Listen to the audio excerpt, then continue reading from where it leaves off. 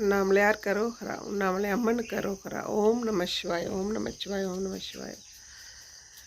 இந்த அற்புதமான காலை பொழுதில் 24ஆம் தேதி புதன்கிழமை 2025 செப்டம்பர் மாதம்.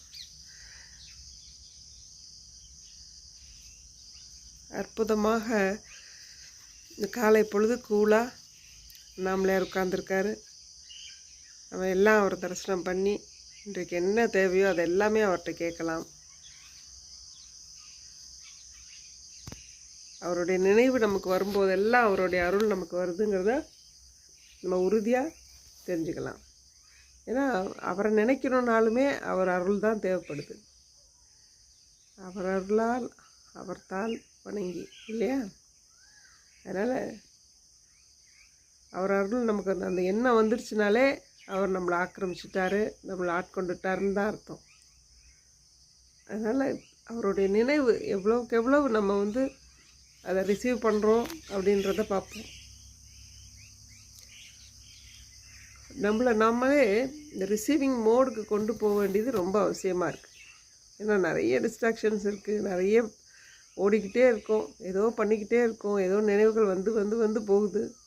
அதற்கு நடுவில் அழகாக அண்ணாமலையாரே அப்படின்னு நம்ம ஒரு வார்த்தை சொல்லிட்டாலே அவருடைய அருள் நமக்கு கிடைக்கிது, சித்திக்குது. அதனால் எப்பவும் எல்லா விஷயங்களிலும் எல்லாவற்றிலும் அண்ணாமலையாரே அருணாச்சலா நீந்தான் எல்லாம் நீந்தான் எல்லான்னு சொல்லி நம்ம பழக நம்ம வாழ்க்கை சிறப்பாக மேம்படும். எல்லா செல்வங்களும் எல்லா நலங்களும் ஆயுள் ஆரோக்கியம் ஐஸ்வர்யம் மன நிம்மதி இப்படி எல்லாமே நமக்கு கிடைக்கணும். எல்லோருக்கும் எல்லாம் கிடைக்கணும், கஷ்டங்கள் நீங்கணும்.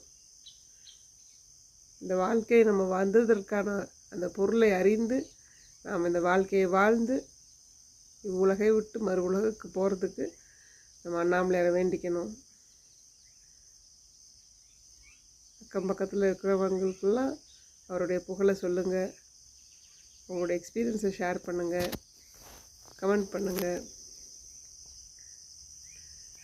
எல்லாமே அவன் செயல் அப்படின்னு நம்ம வாழ ஆரம்பிச்சிட்டோம் அப்படின்னா நம்ம தலை மேலே வச்சுருக்க பாரத்தை கீழே இறக்குற மாதிரி, எவ்வளோ பெரிய பாரமாக சுமந்துட்டு இருந்து அதை கீழே இறக்கி வைக்கும்பொழுது எவ்வளோ ஒரு